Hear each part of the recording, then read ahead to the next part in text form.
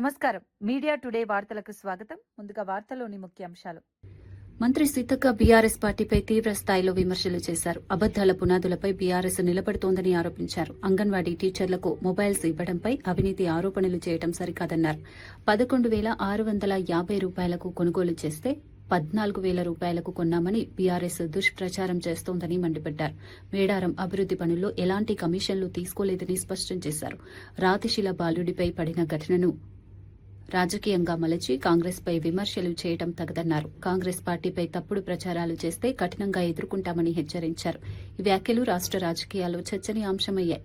BRS నుంచి ప్రతిస్పందన ఎలా ఉంటుందో ఆసక్తి నెలకొంది.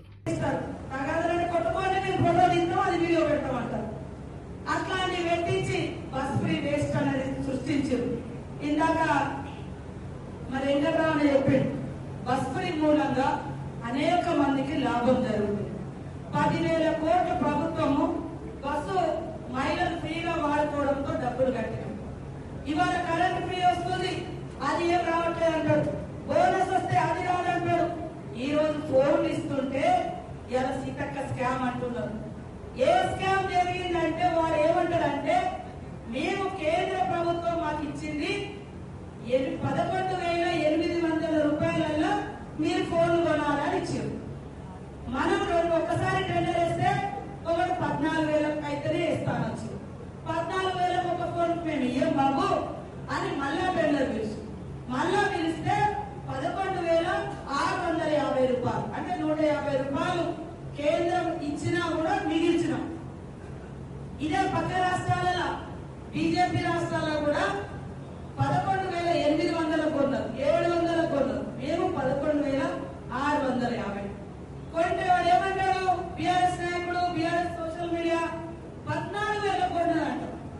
11,650 కొంటే 14,000 ఎక్కడ వచ్చినాయి? మరి ఆధారం ఉంటే చూపించాలి కదా. వాడు ఏం ఆధారం చెప్తాడు? ఫస్ట్ సార్ ఒక టెండర్ అయినప్పుడు ఒకటి 14,000 వేసారు, మేము అది క్యాన్సల్ చేసినాం. మరి క్యాన్సల్ చేసి చూపిస్తలేడు ఇక్కడ.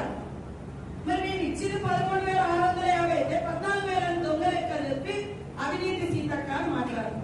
చెప్పు దేవుంది, తప్పుడు మాటలు మాట్లాడుతుంది. చెప్పు దేవుతుంది.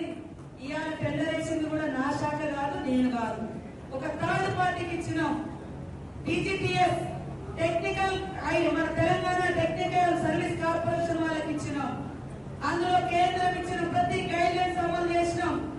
ఇవాళ ఒక మట్టి ఇట్లా చల్లితే మనం రుద్దుకోవాలి. ఇప్పుడు చూడు అంటే అది వచ్చినప్పుడు ప్రతి ఒక్కరు ఇదే కాదు. నిన్న ఎవరితో ఇక్కడ గోవింద్రపేటలో ఎన్నడు పడి చేరగాలి, దాన్ని కాంగ్రెస్ నాయకులు తిడుతారు. మరి కాంగ్రెస్ నాయకులు స్పందించాలి కదా. మనోళ్ళు అందరూ పనులకు వస్తారు, పనులు చేయించుకొని ఖాళీ ఉంటారు. మరి పార్టీ ప్రతిష్ట దెబ్బతింటే మరి ఎవరు మాట్లాడాలి? మాట్లాడండి, కేసులు పెట్టండి. ఎవరెవరైతే తప్పుడు ఆరోపణలు చేస్తాడో. నేను ఆ రోజు కూడా దేవాలయం గురించి మనస భాష కరమేణ ఈ రోజు వరకు ఎవరి దగ్గర దేవుడి పేరు మీద మేడారంలో ఈ రోజు వరకు ఎవరి దగ్గర ఎలాంటి కమిషన్లకు ఆశపడలేదు. ఆ రోజు గుళ్ళో చెప్పినా ఈ రోజు నేను సభలో చెప్తున్నా. నా ఆత్మగౌరవం, మన ములుగు దేవుడు, మన ఆదివాసీ ఆరాధ్య దైవం, ప్రపంచానికి ఆదర్శం. ప్రపంచంలో ఇలాంటి గుడులు ఆదివాసీల ఆచారాలు సాంప్రదాయాలు కాపాడుతూ కట్టిన గుడి లేదు. అది అద్భుతంగా ఉండాలనే తపనతోటి కట్టినాం. మహాత్మా జ్యోతిరావు పులే జయంతి సందర్భంగా కడప జిల్లాలో ఘనంగా నివాళులర్పించారు. ఉమ్మడి కడప జిల్లా DCC bank chairman Manchuru Suryanarayana Reddy ఆధ్వర్యంలో బద్వేలు పట్టణంలో కార్యక్రమం నిర్వహించారు. సిద్దవటం రోడ్డులోని పూలే విగ్రహానికి రాజకీయ నాయకులు, విద్యావేత్తలు, సామాజిక కార్యకర్తలు వేరువేరుగా పూలమాలలు వేసి నివాళులర్పించారు. ఈ సందర్భంగా మహాత్మా పూలే అణగారిన వర్గాల అభ్యున్నతి కోసం జీవితాన్ని అంకితం చేసిన మహానుభావుడని పేర్కొన్నారు. కుల వివక్షను నిర్మూలించి సమాన సమాజం కోసం చేసిన సేవలు అపారమన్నారు. సావిత్రిబాయి పూలేతో కలిసి బాలికల విద్యకు బాటలు వేసిన దార్శనికుడిగా ఆయనను కొనియాడారు. సమాజంలో సమానత్వం నెలకొల్పేందుకు పూలే ఆశయాలను ఆచరణలో పెట్టాలని పిలుపునిచ్చారు.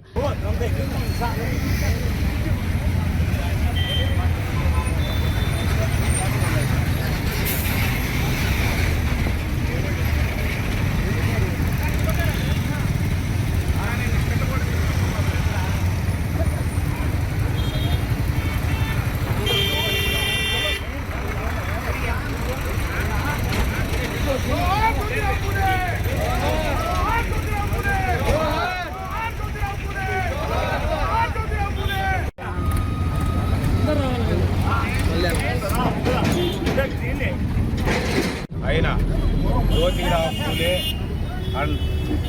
ఫూలే ఆయన 1927వ సంవత్సరము ఏప్రిల్ 11న మహారాష్ట్రలోని సతారా జిల్లాలో మాలే అనే కుటుంబంలో జన్మించడం జరిగింది. ఆయన మహిళల ఉన్నతి కోసం ఎంతో కృషి చేసిన వ్యక్తి జ్యోతిరావు ఫూలే గారు. అలాగే అంటరానితనము స్త్రీలకు విద్య కోసము ఎన్నో సేవా కార్యక్రమాలు చేసిన వ్యక్తి. ఆయన ఆ రోజుల్లోనే 1948 సంవత్సరంలోనే ఆయన స్కూళ్ళు అంటే సమాజంలో మగవారికి దీటుగా ఉన్న స్త్రీలు కూడా ఎంతోమంది ఆ రోజు చదువు కావాలి, వాళ్ళు కూడా ఎంతో ఉన్నతి చెంది మన దేశానికి ఎన్నుముగా నిలవాలి అనే కోరికతో ఆయన 1948లోనే స్కూళ్ళు పెట్టడం జరిగింది. అలాగే 1851లో కూడా ఆయన స్కూళ్ళు మళ్ళా 2 స్కూళ్ళను పెట్టి రాత్రి బడులు కూడా పెట్టి మహిళల కోసము ఎంతో మందికి వారి ఉన్నతి కోసము పోరాడిన సంఘ సేవకుడు జ్యోతిరావు ఫూలే గారు. అలాగే ఆయన భార్య సావిత్రి ఫూలే గారు కూడా ఆయనకి ఎంతో సపోర్ట్ చేస్తూ ఈ అంటరానితనము కానీ అలాగే ఆ రోజుల్లో చాలా ఈ కుల వ్యవస్థ ఉండేది. ఈ కుల వ్యవస్థ జాగృతి అధ్యక్షురాలు కల్వకుంట్ల కవిత పూలే జయంతి సందర్భంగా కీలక వ్యాఖ్యలు చేశారు. బీసీల హక్కుల కోసం జాగృతి నిరంతరం పోరాడుతుందని తెలిపారు. మహిళా రిజర్వేషన్ బిల్లులో బీసీ ఉపకోటా లేకపోవడం పాలకుల నిర్లక్ష్యమని విమర్శించారు. బీసీ మహిళలకు న్యాయం జరిగే వరకు పోరాటం ఆగదన్నారు. అవసరమైతే ఢిల్లీకి వెళ్లి అన్ని పార్టీల నేతలతో చర్చిస్తామని చెప్పారు. పూలే ఆశయాలను సాధించడమే నిజమైన నివాళి అని పేర్కొన్నారు. రాష్ట ప్రభుత్వం పూలే విగ్రహం ఏర్పాటు విషయంలో నిర్లక్ష్యంగా వ్యవహరిస్తోందని విమర్శించారు. అంబేద్కర్ జయంతి నాటికి విగ్రహం పూర్తి చేయాలని డిమాండ్ చేశారు. బీసీ హక్కుల కోసం ఉద్యమం మరింత ఉధృతం చేస్తామని స్పష్టం చేశారు. కూడా అదే జరిగింది. అనేక రకాలైనటువంటి అవమానాలు ఎదురైనప్పటికీ కూడా తను నమ్ముకున్నటువంటి తొవ్వను విడవకుండా ముందుకెళ్ళినారు. కాబట్టే ఇన్ని సంవత్సరాల తర్వాత కూడా ఆ మహానుభావుని మనందరం కూడా గుర్తు చేసుకుంటున్నటువంటి సందర్భం. సో పూలే గారి ఆశయాల సాధన అంటే నివాళులర్పించి మర్చిపోవడం కాదు. మన జాగృతి నుండి మనం ఏదైతే బలంగా తీసుకున్న సామాజిక న్యాయ నినాదం ఉన్నదో దాన్ని సాధించడం కోసం అహర్నిశలు మనందరం పనిచేయడమే వారికి మనం ఇచ్చేటటువంటి ఘనమైన నివాళి అని చెప్పి నేను మనస్ఫూర్తిగా భావిస్తున్నాను. మరి జాగృతి సైనికులుగా తెలంగాణ సమాజంలో మార్పు దేవాలని కంకణబద్దులై కదులుతున్న మనందరం కూడా వారి అడుగుజాడల్లో నడవాలని చెప్పి సూచన చేస్తూ ఉన్నాను. మరి ఇవాళ కేంద్ర ప్రభుత్వం మహిళా బిల్లు కోసం మళ్ళీ 16, 17, 18వ తారీఖు నాడు సభ పెట్టింది. ఈ మహిళా బిల్లు ఇవాళ దేశంలో వచ్చింది అంటే కేవలం తెలంగాణ జాగృతి చేసినటువంటి ఉద్యమమే అనేటటువంటిది చాలా సగర్వంగా మనందరం చెప్పుకోవాలి. మరి అదే మహిళా బిల్లులో మనం సాధించినటువంటి మహిళా బిల్లులో బీసీ ఉపకోట లేకపోవడం అన్నది పాలకులకు భయం లేకపోవడం అని అర్థం. మళ్ళీ జాగృతి చేపట్టేటటువంటి ఒక నినాదంతో కేంద్ర ప్రభుత్వానికి పూలేనే మళ్ళా పుట్టిండా ఈ ఉద్యమం చేయడానికి అనేటటువంటి వెన్నులో వణుకు పుట్టించి బీసీలలో మహిళా కోట సాధించేంత వరకు కూడా జాగృతి సైనికులు ఎవరం కూడా మరి విశ్రమించడానికి లేదు అని ఈ సందర్భంగా బలంగా మనందరం కూడా మనం ఒక డెసిషన్ తీసుకోవాలి. 16th, 17th, 18th లోపల ప్రయత్నం చేస్తున్న నేను కూడా ఢిల్లీకి వెళ్ళి వాళ్ళని కలిసి బీసీ ఉపకోట ఉండాలి మహిళలలో అని చెప్పడానికి. ఆ తర్వాత కూడా వాళ్ళు మన మాట వినకపోతే ఇవాళ బలం ఉంది కాబట్టి బిల్లు పాస్ చేసుకుంటే వదిలిపెట్టేదే లేదు. బీసీ మహిళలకు ఉపకోట వచ్చేంత వరకు కూడా కంకణబద్దులై పోరాటం చేస్తామని తెలియజేస్తూ మీ అందరి దగ్గర కూడా సెలవు తీసుకుంటున్నాను. Thank you. జై తెలంగాణ, జై బీసీ, జై బీసీ. రంగారెడ్డి జిల్లాలో భూముల వ్యవహారంలో భారీ దోపిడీ జరుగుతోందని ఆరోపణలు వెల్లువెత్తుతున్నాయి. గతంలో చిన్న మొత్తాలతో జరిగే పనులకు ఇప్పుడు కోట్ల రూపాయలు డిమాండ్ చేస్తున్నారని బాధితులు చెబుతున్నారు. కలెక్టరేట్ కార్యాలయాలలో బ్రోకర్ల ద్వారా మాత్రమే పనులు జరుగుతున్నాయని విమర్శలు ఉన్నాయి. సామాన్య రైతులు తీవ్ర అన్యాయం ఎదుర్కొంటున్నారని పేర్కొన్నారు. నాదర్గుల్, రామ్దాస్పల్లి ప్రాంతాల్లో భూముల సమస్యలు తీవ్రతరమవుతున్నాయని తెలిపారు. ఈ సమస్యల పరిష్కారానికి సబితా ఇంద్రారెడ్డి, కిషన్ రెడ్డి నాయకత్వంలో ఉద్యమం చేపడతామని చెప్పారు. ప్రభుత్వం వెంటనే స్పందించి చర్యలు తీసుకోవాలని డిమాండ్ చేశారు. లేకపోతే పెద్ద ఎత్తున ఆందోళనలు జరుగుతాయని హెచ్చరించారు. ఈ అంశం రాజకీయంగా కూడా ప్రాధాన్యత సంతరించుకుంది. ఈ కార్యక్రమానికి ఇచ్చేసిన బీఆర్ఎస్ పార్టీ కుటుంబ సభ్యులు, పత్రికా మిత్రులు అందరికీ నా హృదయపూర్వక నమస్కారాలు. రాగానే మనం అందరం పెద్దలు కిషన్ రెడ్డి గారిని అభినందించడం జరిగింది. కిషన్ అన్న, నేను ఆ భగవంతుని కోరుతా ఉన్నా, మీ డిఎన్ఏలనే ఉంది, మీ అమ్మ 96 ఏళ్ళలో 97 ఏళ్ళలో బతికింది. మీరు కూడా ఇంకా 26 బాకీ లేకుండా నిండా 100 ఏళ్ళు బతకాలని, ఎప్పటికీ ప్రజలకు సేవ చేయాలని కోరుకుంటూ, అన్న అన్ని విషయాలు రమణారెడ్డి గారు చెప్పారు. ఇవాళ బీఆర్ఎస్ పార్టీ ప్రభుత్వం పోయి కాంగ్రెస్ ప్రభుత్వం వచ్చి దాదాపు 28 నెలలు ఏమవుతుంది. మొన్న ముఖ్యమంత్రి గారిని యూట్యూబ్లలో ప్రెస్లో చూస్తూ ఉన్నాం. ఏమయ్యా, ఎవడన్నా పెళ్లి చేసుకుంటే 9 నెలలు, కానీ నీ 9 నెలలు చల్లకుండా నువ్వు సత్తజాల నోడవు. 28 నెలలు అయింది, నీ మాటకైనా లెక్కనే. మరి 9 నెలలకే పిల్లనో పిల్లగానో పుట్టిస్తారు అని అన్నావు. 28 నెలలు అయినా మరి తాలు లేదు, గట్టి లేదు, ఏది లేకుండా కొట్టు మిట్టాడుతూ ఉంది నీ పరిపాలన. ఇవాళ ఒక్కటి కాదు, పొల్లు మాటలు. ఎన్నికల ముందేమన్నాడు, డిసెంబర్లో తీసుకుంటే ఇంత, జనవరిలో తీసుకుంటే డబల్ అన్నాడు. అది లేదు, ఒకటి పెట్టుకుర్రన్న. రంగారెడ్డి జిల్లాల ఈ భూములను ఈ అధికారులు కూడా కొంతమంది లంగాలు ఉంటారు. వాళ్ళు ఏ పార్టీ అధికారంలోకి వస్తే వాళ్ళకి జోక్తారు. ఇవాళ ఇక్కడ ఉన్నోళ్ళు రేపు మనం వచ్చినాక పని పడదాం అనుకుంటే రంగారెడ్డి జిల్లాను ఘోషణోడు నల్గొండల పోయి జగదీష్ అన్నను పట్టుకొని మీ దానికి కళ్ళు బేరానికి వస్తారు. ఎప్పటికే కానీ ఏ నాయకుడైనా అధికారి అనేటోడు పచ్చగుంటూ వస్తాడు, కార్యకర్త అనేటోడు కష్టం ఉంటూ వస్తారు అనే విషయాన్ని మీరు గమనించాలి. ఇవాళ రంగారెడ్డి జిల్లాలో ఎంత దోపిడీ అంటే, మా చిన్నతనం దాదాపు 40 ఏళ్ల సంది ప్రజా జీవితంలో ఉన్నాం. ఎంఆర్ఓకి ఒక 5,000 ఇస్తే అయిపోయే పని ఇవాళ కలెక్టర్ గారి దగ్గరకు పోతే 5 కోట్లు కావాలని అడుగుతారు. మా జన్మలో కూడా ఇటువంటి రోజులు వస్తాయని ఎవ్వరు కూడా అనుకోకుండొచ్చు. ఏమున్నా ఒక 22A పెట్టి, భూమి ఎవరిదన్నా భూమి ఉంటే దాన్ని 22A పెట్టి దాన్ని తీయాలంటే 30% అన్నా, లేకపోతే కోట్ల కొద్ది. నగర్ పోలీస్ కమిషనరేట్ లో భారీ ఆర్థిక కుంభకోణం బయటపడింది. సుమారు 1.40 కోట్ల ప్రభుత్వ నిధులను మృత పోలీసు ఉద్యోగుల వివరాలను ఉపయోగించి నకిలీ బ్యాంకు ఖాతాల ద్వారా దోచుకున్నట్లు విచారణలో తేలింది. ఏసీపీ వసాల సతీష్ ఫిర్యాదు మేరకు కరీంనగర్ ఐటౌన్ పోలీస్ స్టేషన్లో కేసు నమోదు చేశారు. హెడ్ కానిస్టేబుల్ రామ్మోహన్ ప్రధాన నిందితుడిగా గుర్తించారు. రిటైర్డ్ అధికారి మునిరామయ్యతో పాటు మరికొందరు ప్రైవేటు వ్యక్తులు ఈ వ్యవహారంలో ఉన్నారు. నకిలీ ఖాతాలు సృష్టించి ప్రభుత్వ డబ్బును మళ్లించారని పోలీసులు తెలిపారు. కమిషనర్ గౌజ్ ఆలం కఠిన చర్యలు తీసుకుంటామని హెచ్చరించారు. విధుల్లో నిర్లక్ష్యం, అవినీతి సహించబోమన్నారు. ఈ ఘటన పోలీసు విభాగంలో కలకలం రేపింది.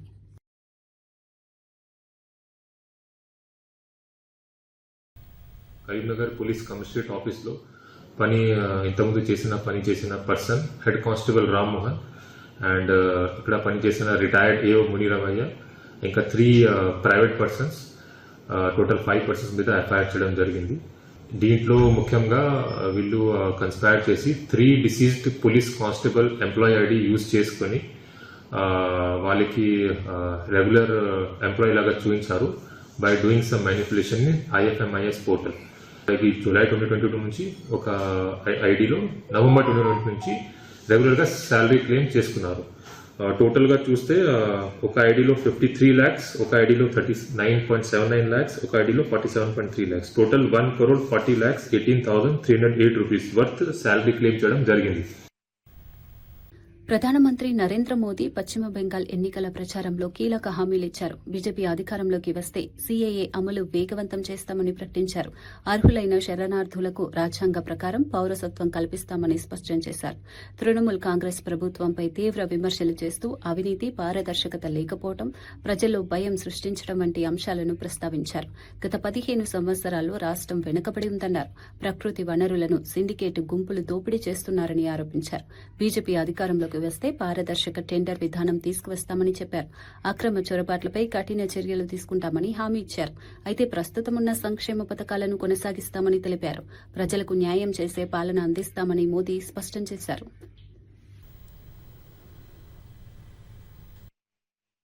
बीजेपी भ्रष्टाचार और कानून व्यवस्था को लेकर व्हाइट पेपर जारी करेगी। ताकि टीएमसी के हर गुंडे, हर सिंडिकेट, हर भ्रष्ट विधायक मंत्री, इन सभी का कानूनी रूप से पूरा हिसाब किया जा सके। जो भारत में घुसपैठ करके आया है उसको भारत से खदेड़ा जाएगा। मैं हर घुसपैठिए से कहूंगा वो अपना बोरिया बिस्तर बांध ले। और इतना ही नहीं, जिन्होंने घुसपैठ कराई, नकली कागज बनाए, यहां सरकारी योजनाओं से उनको जोड़ा, उन सब का भी हिसाब होगा। హైడ్రా మరోసారి వీకెండ్ కూల్చివేతలకు సిద్దమైంది. సంగారెడ్డి జిల్లాలో భారీ పోలీసు బందోబస్తు మధ్య హైడ్రా బృందాలు మోహరించాయి. క్రిస్టల్ డెవలపర్స్ భవనాల్లో నివసిస్తున్న వారికి వెంటనే ఖాళీ చేయాలని ఆదేశాలు జారీ చేశారు. 45 ప్లాట్లలో అద్దెకుంటున్న అనేక కుటుంబాలు ఒక్కసారిగా ఇళ్లను ఖాళీ చేయమంటే ఎక్కడికి వెళ్లాలో తెలియక ఆవేదన వ్యక్తం చేస్తున్నారు. చిన్నపిల్లలు, వృద్ధులు తీవ్ర ఇబ్బందులు ఎదుర్కొంటున్నారు. అధికారులు మాత్రం అక్రమ నిర్మాణాలపై కఠిన చర్యలు తప్పవని స్పష్టం చేస్తున్నారు. ఈ పరిణామాలతో ప్రాంతంలో ఉద్రిక్త పరిస్థితులు నెలకొన్నాయి. ప్రజలు ప్రభుత్వం నుంచి సహాయం కోరుతున్నారు.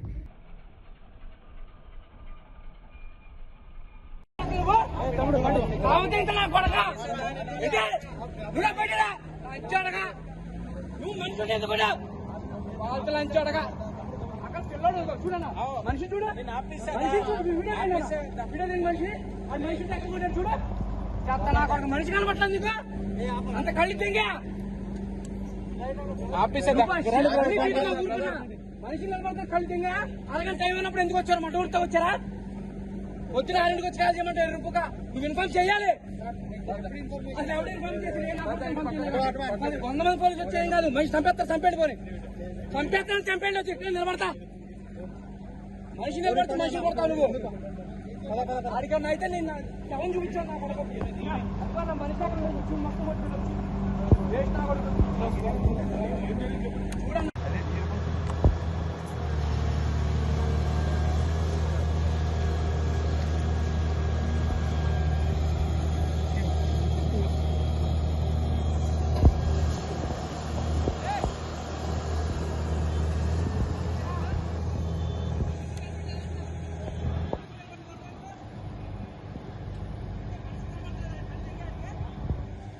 జగిత్యాల జిల్లా కేంద్రంలో బీఆర్ఎస్ భారీ బహిరంగ సభకు ఏర్పాట్లు వేగంగా జరుగుతున్నాయి. ఈ నెల 20న సాయంత్రం 5 గంటలకు కేసీఆర్ ఈ సభలో పాల్గొననున్నారు. ఈ సభలోనే మాజీ మంత్రి జీవన్ రెడ్డి బీఆర్ఎస్ లో చేరనున్నారు.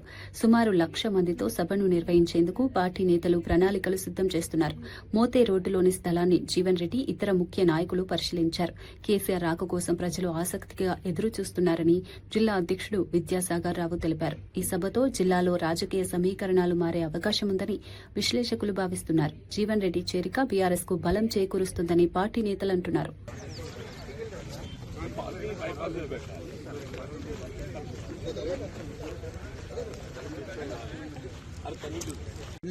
ప్రెస్ మిత్రులందరికీ నమస్కారాలు తెలియజేస్తూ, గౌరవనీయులు పెద్దలు మాజీ మంత్రివర్యులు సీనియర్ నాయకులు జీవన్ రెడ్డి గారు, అదేవిధంగా మాజీ మంత్రి గారు కొప్పుల ఈశ్వర్ గారు, ప్రెసిడెంట్ ఎమ్మెల్సీ గారు రమణ గారు, అదేవిధంగా రేపు కలవబోయే అధ్యక్షులు కూడా అందరం కూడా రేపు కలుస్తున్నాం కనుక అందరు కాంగ్రెస్ పార్టీ నుంచి వచ్చిన అధ్యక్షులకు, నాయకులందరికీ కూడా, అదేవిధంగా మా కొరట్ల ఎమ్మెల్యే ఉన్నాడు కానీ అక్కడ దూరం ఉన్నట్టు కొరట్ల ఎమ్మెల్యే గారు, అందరం కలిసి కూడా ఇవాళ 20వ తారీఖు నాడు పెద్ద ఎత్తున ఇక్కడ బహిరంగ సభ పెట్టడం కోసం జీవన్ రెడ్డి గారి కలయికతోని ఒక బహిరంగ సభ ఏర్పాటు చేసుకోవాలన్న ఉద్దేశంతో మేమందరం ఇక్కడ ఈ స్థలాన్ని పరిశీలించడానికి వచ్చినాం.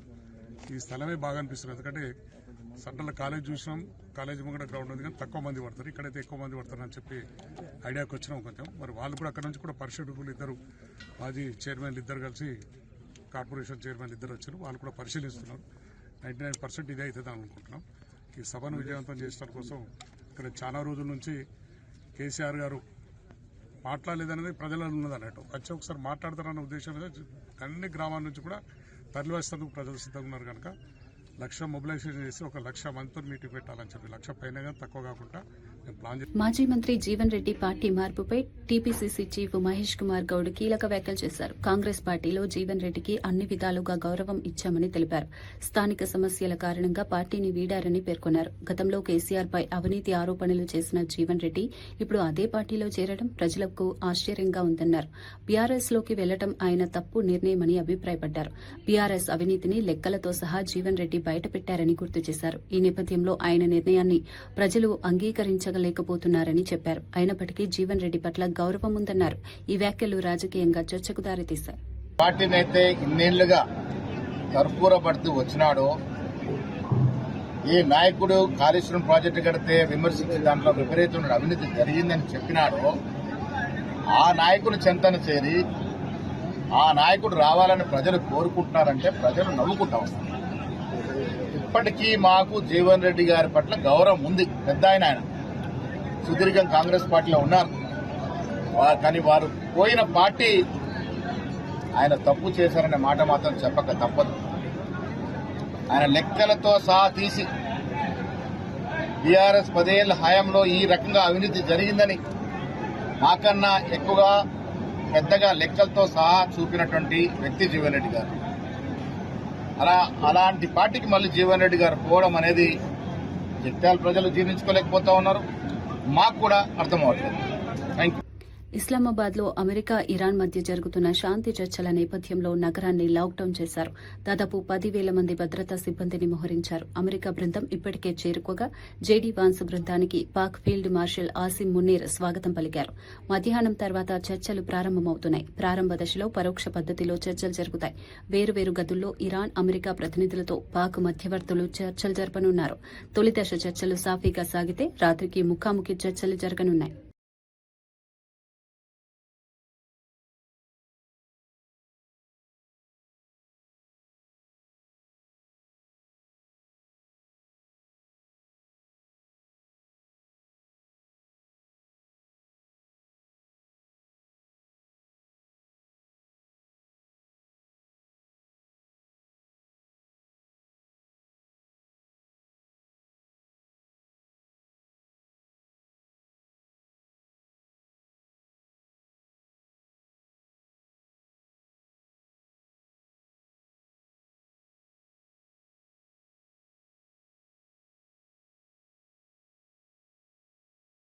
టీపీసీసీ ప్రధాన కార్యదర్శి చెనగాని దయాకర్ గాంధీ భవన్ లో మీడియా సమావేశం నిర్వహించారు. రాష్ట రాజకీయ పరిస్థితులపై ఆయన కీలక వ్యాఖ్యలు చేశారు. కాంగ్రెస్ పార్టీ బలోపేతం కోసం చేపడుతున్న కార్యక్రమాలపై వివరించారు. ప్రజా సమస్యలపై ప్రభుత్వం స్పందించడం లేదని విమర్శించారు. రైతులు, నిరుద్యోగులు ఎదుర్కొంటున్న ఇబ్బందులను ప్రస్తావించారు. కాంగ్రెస్ పార్టీ ప్రజల కోసం నిరంతరం పోరాడుతుందని తెలిపారు. రానున్న ఎన్నికల్లో కాంగ్రెస్ విజయం ఖాయమని విశ్వాసం వ్యక్తం చేశారు. పార్టీ నాయకులు సమన్వయంతో పనిచేయాలని పిలుపునిచ్చారు.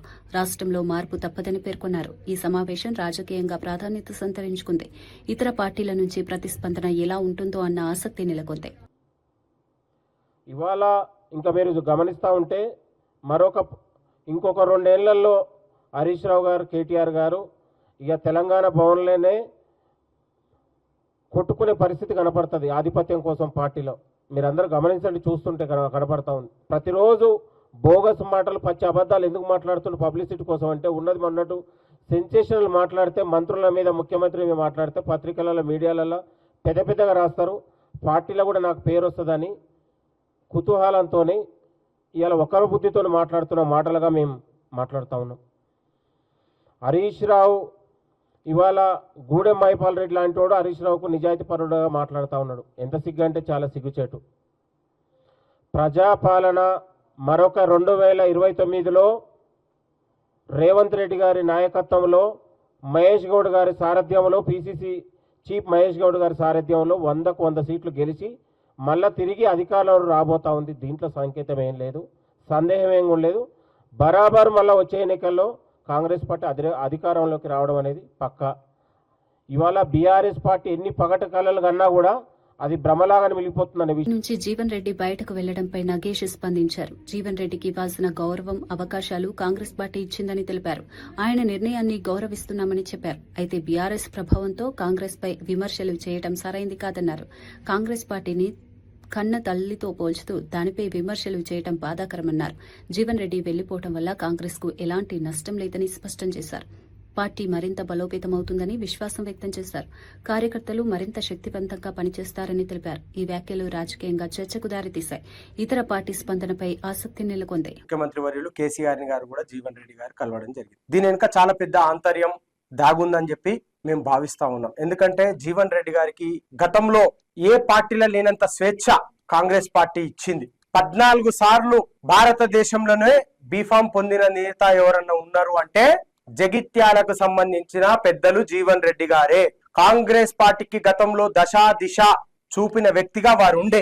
మరి ఈ రోజు కేసీఆర్, హరీష్ రావు, కేటీఆర్ గారి మత్తులో పడి వారు కాంగ్రెస్ ని విచ్చలవిడిగా మాట్లాడుతా ఉన్నారు. జీవన్ రెడ్డి గారు పార్టీలో ఉండాలా పోవాలా అన్నది పెద్దలుగా మీరు నిర్ణయించుకొని పోవాల్సిన అవసరం ఉండే. కానీ పోయే ముందు కాంగ్రెస్. ఖమ్మం నగరంలో మహాత్మా జ్యోతిరావు పూలే జయంతి వేడుకలు ఘనంగా నిర్వహించారు. మంత్రి పొంగులేటి శ్రీనివాసరెడ్డి పూలేకు నివాళులర్పించారు.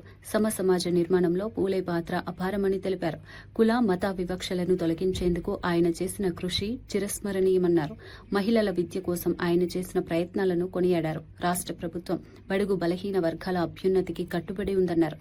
బీసీ వర్గాలకు 42% రిజర్వేషన్ల కోసం ప్రభుత్వం కృషి చేస్తోందని తెలిపారు. ఈ కార్యక్రమంలో జిల్లా అధికారులు, ప్రజాప్రతినిధులు పాల్గొన్నారు. పూలే ఆశయాలను అందరూ అనుసరించాలని పిలుపునిచ్చారు. సమాజంలో సమానత్వం కోసం కలిసి పనిచేయాలని సూచించారు. సందేశాన్ని మనం గుర్తుపెట్టుకోవడం, దాన్ని అనుసరించే విధంగా మనం ఎప్పుడు కూడా పాటించాలని చెప్పి ఇవాళ మనం గుర్తు చేసుకోవాలా. రాష్ట్ర ప్రభుత్వం కూడా మనము విద్య అందరికీ అందాలన్న ఉద్దేశంతో ఎన్నో సంక్షేమ పథకాలు మనము చేపడతా ఉన్నాం. ముఖ్యంగా గురుకులాల్లో మన విద్యార్థులు బడుగు బలహీన వర్గాల నుంచి వచ్చినటువంటి విద్యార్థులందరికీ కూడా నాణ్యమైన విద్య అందించే విధంగా మనం రాష్ట్ర ప్రభుత్వం చేపట్టింది. యంగ్ ఇండియా ఇంటిగ్రేటెడ్ స్కూళ్లు మనం చేపడతా ఉన్నాం. ఇట్లా ఎన్నో సంక్షేమ పథకాలు, విద్య మనము పేద వర్గాలకి అందించే విధంగా మనం చేపడుతూ ముందుకు సాగుతా ఉన్నాం. నేడు ఈ మహనీయుడి పుట్టినరోజు సందర్భంగా మరొకసారి ఈ యొక్క మన లక్ష్యానికి మనం పునరంకితమై మరి ఒక్కసారి పనిచేస్తూ ఎక్కడ వివక్ష లేని, వివక్ష రహిత సమాజాన్ని నిర్మించే దిశగా మనందరం పాటుపడాల్సిందిగా నేడు మనందరం కూడా మరి ఒకసారి ఈ రోజు గుర్తు చేసుకుంటూ, ఆ మహనీయుడిని గుర్తు చేసుకుంటూ వారు చూపించినటువంటి దారిలో మనందరం నడుద్దామని చెప్పి తెలియజేస్తూ ఈ అవకాశం ఇచ్చినందుకు మీ అందరికీ కూడా పేరు పేరున నమస్కారం. ఈరోజు జ్యోతిరావు పూలే గారి 199వ జయంతి సందర్భంగా ఒక అద్భుతమైన సమావేశాన్ని ఏర్పాటు చేశారు. ఈ కార్యక్రమంలో పాల్పంచుకుంటున్న గౌరవ జిల్లా కలెక్టర్ గారు, అడిషనల్ కలెక్టర్ గారు, గౌరవ కార్పొరేటర్లు, అనేక సంఘాల నుంచి నాయకులు, ప్రతినిధులు ఇక్కడికి రావడం జరిగింది. వారందరూ మీడియా మిత్రులు, అధికారులు అందరికీ మనస్ఫూర్తిగా శిరస్సు వంచి హృదయపూర్వక నమస్కారాలు తెలియజేస్తున్నాను. ఇందాక గౌరవ జిల్లా కలెక్టర్ గారు చెప్పినట్లు సమాజం నిర్మించే దాంట్లో జ్యోతిరావు పూలే గారి పాత్ర చాలా ఉంది. ఆనాడు కులాలని, మతాలని ఈ దేశం వర్టికల్ గా ఎటో పోతున్న సందర్భంలో ఈ కులాలు, మతాలని చాలా సున్నితంగా పరిగణించాల్సిన పరిస్థితి. దాన్ని ప్రాపర్గా హ్యాండిల్ చేయకపోతే ఈ సమాజం అక్కడికి పోతుందని ఆనాడే గ్రహించి డాక్టర్ జ్యోతిరావు పూలే గారు చదువు చాలా ముఖ్యం, అందుట్లో మహిళలకు ముఖ్యమని మొదట తన భార్యనే చదువు నేర్చుకుని తన భార్యని మళ్ళీ టీచర్గా ఏర్పాటు చేసి ఒక ఆదర్శంగా. వార్తలు ముగించే ముందు ముఖ్యాంశాలు మరోసారి. జీవన్ రెడ్డి పార్టీ మార్పుపై మహేష్ గౌడ్ కీలక వ్యాఖ్యలు. కాంగ్రెస్ లో గౌరవం ఇచ్చినా వెళ్లడం తప్పు నిర్ణయమని వ్యాఖ్య. కేసీఆర్ పై విమర్శలు చేసిన జీవన్ ఇప్పుడు చేరడం ఆశ్చర్యమని స్పందన. జీవన్ నిర్ణయాన్ని ప్రజలు అంగీకరించడం లేదని అభిప్రాయం. బద్వేల్లో పూలే జయంతి సందర్భంగా ఘన నివాళులు. సూర్యనారాయణ రెడ్డి ఆధ్వర్యంలో నిర్వహించిన కార్యక్రమం. పూలే సేవలను స్మరించిన నేతలు, విద్యావేత్తల నివాళులు. సమాన సమాజం కోసం పూలే ఆశయాలు ఆచరణలో పెట్టాలన్న పిలుపు. సీఏఏ అమలు వేగవంతం చేస్తామని మోదీ బెంగాల్కు హామీ. అర్హులకు పౌరసత్వం కల్పిస్తామని ప్రధాని స్పష్టం. టీఎంసీపై అవినీతి ఆరోపణలతో మోదీ ఘాటు విమర్శలు. బీజేపీ వస్తే పారదర్శక పాలన అందిస్తామని హామీ. మంత్రి సీతక్క బీఆర్ఎస్ పార్టీపై తీవ్ర స్థాయిలో విమర్శలు చేశారు. అబద్దాల పునాదులపై బీఆర్ఎస్ నిలబడుతోందని ఆరోపించారు. అంగన్వాడీ టీచర్లకు మొబైల్స్ ఇవ్వడంపై అవినీతి ఆరోపణలు చేయడం సరికాదన్నారు.